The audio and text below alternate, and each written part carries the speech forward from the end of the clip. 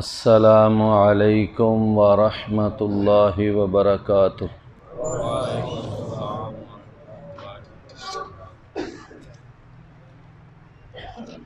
ان الحمد للہ والصلاة والسلام علی رسول اللہ صلی اللہ علیہ وآلہ وسلم، اما بعد فأعوذ باللہ السمیع العلیم من الشیطان الرجیم من ہمزہ ونفخہ ونفثہ وَأَقِمِ الصَّلَاةَ إِنَّ الصَّلَاةَ تَنْهَى عَنِ الْفَحْشَاءِ وَالْمُنكَرِ وقال النبي صلى الله عليه وسلم صلوا كما رأيتموني أصلي۔ یہ ہمارا نماز کی تعلیم کے حوالے سے دروس کا سلسلہ چل رہا ہے، تو اس حوالے سے آج یہ ہمارا تیسرا سبق ہے۔ سب سے پہلی بات تو یہ ہے کہ کل ہم نے عقیدہ توحید پر جو بات عرض کی تھی وہ یہ تھی کہ ہمارے نبی، ہمارے پیغمبر، سید الاولین والآخرین، امام الانبیاء والمرسلین، امام اعظم، قائد اعظم، مرشد اعظم، مجاہد اعظم جناب محمد الرسول اللہ صلی اللہ علیہ وسلم نے اپنی دعوتی اور نبوی زندگی کا جو آغاز کیا تھا وہ عقیدہ توحید سے تھا۔ صفا پہاڑی پر جو پہلا درس دیا، اس کے بعد پھر آپ دنیا سے جب جا رہے تھے اور آخری ایام تھے تو جاتے ہوئے بھی آپ نے یہی فرمایا کہ لعن اللہ الیہود والنصارى اتخذوا قبور انبیائہم مساجد۔ آخر میں بھی آپ نے توحید کا درس دیا، شرک سے منع کیا۔ ہر انسان کا جو اسلام میں داخلہ ہے وہ بھی عقیدہ توحید سے ہے، اور آپ نے فرمایا جس شخص کی آخری بات لا الہ الا اللہ ہوئی تو وہ آدمی جنت میں داخل ہوگا۔ تو یہ بات اصل میں یہ عرض کرنا تھا کہ توحید ہی ایک مومن کی زندگی کا آغاز ہے اور توحید ہی اختتام ہے۔ رسول اللہ صلی اللہ علیہ وسلم نے فرمایا، ہمارے ہاں ایک لفظ چلتا ہے، کہتے ہیں جی دو لفظی بات، دو ٹوک بات، یہ بہت ہم بولتے ہیں جی دو ٹوک بات کرو۔ رسول اللہ صلی اللہ علیہ وسلم دیکھیں جاتے ہوئے کیسی دو ٹوک بات کر کے گئے۔ صحیح مسلم میں ہے، نبی صلی اللہ علیہ وسلم نے فرمایا کہ من مات وہو لا یشرک باللہ شیئا دخل الجنہ ومن مات وہو یشرک باللہ شیئا دخل النار۔ یہ دو ٹوک بات ہے کہ جو آدمی اس حالت میں مرا کہ وہ اللہ کے ساتھ شرک نہیں کرتا تھا تو وہ شخص لازماً جنت میں داخل ہو، اور جو آدمی اس حالت میں مرا کہ وہ اللہ کے ساتھ شرک کیا کرتا تھا تو نبی صلی اللہ علیہ وسلم نے فرمایا کہ وہ شخص لازماً جہنم میں داخل ہو۔ اللہ تعالیٰ نے قرآن مجید میں فرمایا انہ من یشرک باللہ فقد حرم اللہ علیہ الجنہ ومأواہ النار وبئس المصیر، کہ جو آدمی یعنی کوئی شخص بھی جو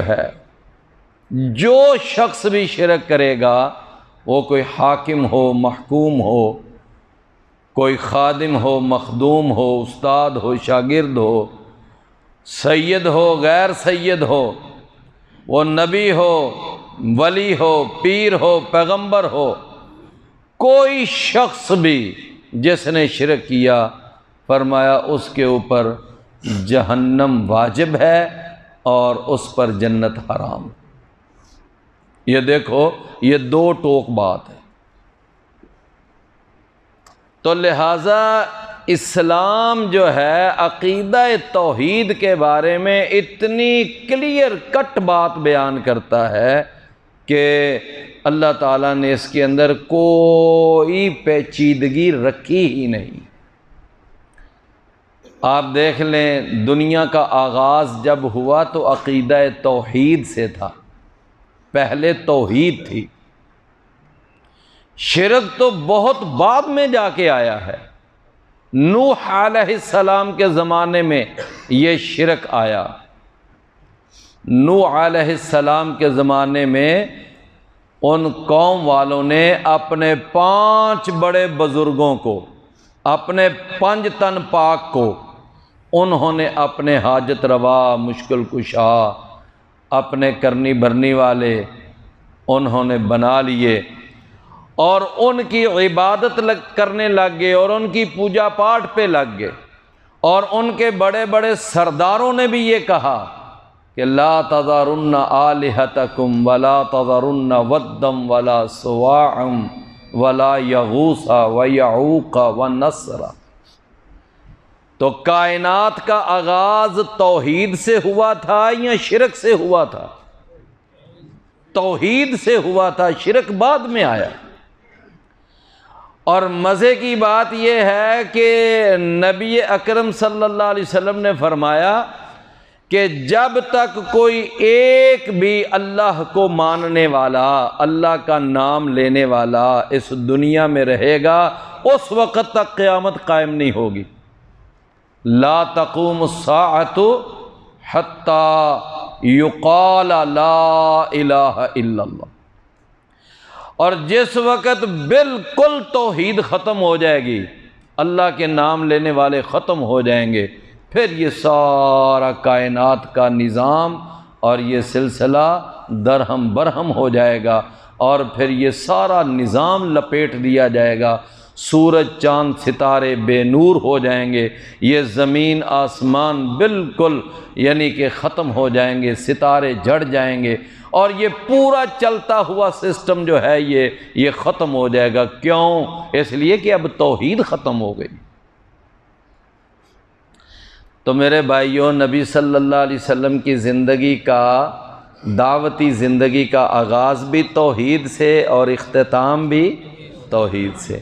ایک مسلمان کی ایمان اور اسلام والی زندگی کا آغاز بھی توحید سے اور اختتام بھی توحید سے۔ اس پوری کائنات کا آغاز بھی توحید اور اس کا اختتام بھی توحید۔ تو عقیدہ توحید اتنا اہم عقیدہ ہے۔ بعض ہمارے بھائی، اللہ اکبر، اللہ ہمارے حال پہ رحم فرمائے۔ دیکھیں میرے بھائیو، قرآن کیا کہتا ہے کہ تم جس کا کھاؤ اسی کے گیت گاؤ۔ یہ ہے نا قرآن کا یہ اصول ہے۔ دیکھو قرآن ہر جگہ پہ بھرا پڑا ہے۔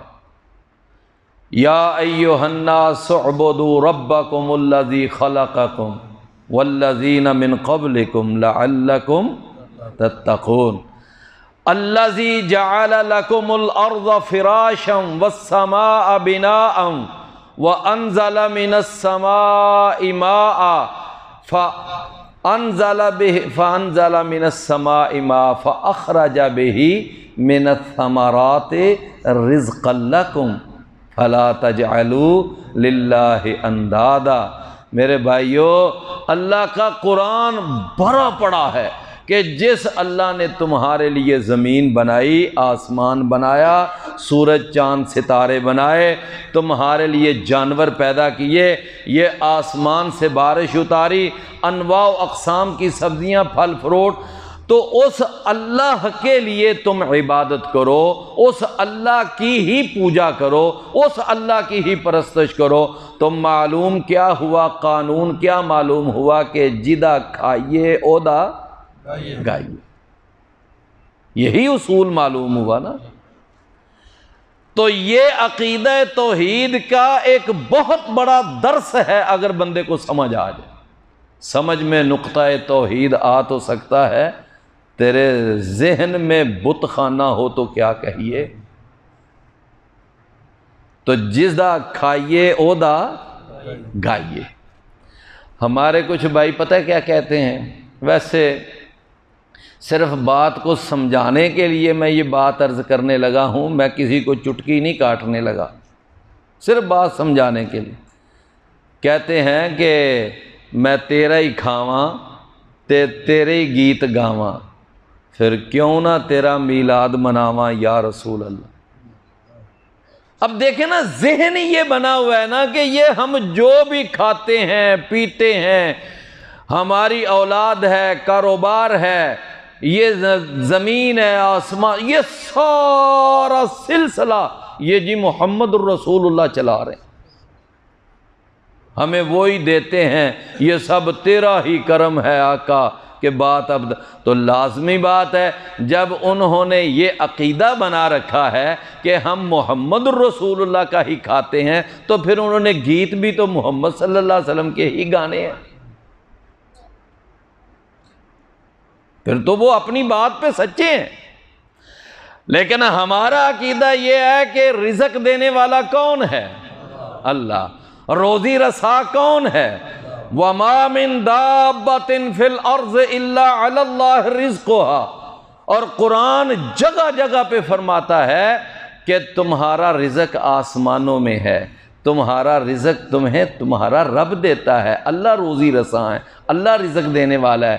لہٰذا میرے بھائیوں، تو ہم تو پھر اللہ کی ہی توحید کا اور اللہ کی عبادت کرتے ہیں، اللہ کے گن گاتے ہیں، اللہ تعالیٰ کی توحید کا علم بلند کرتے ہیں۔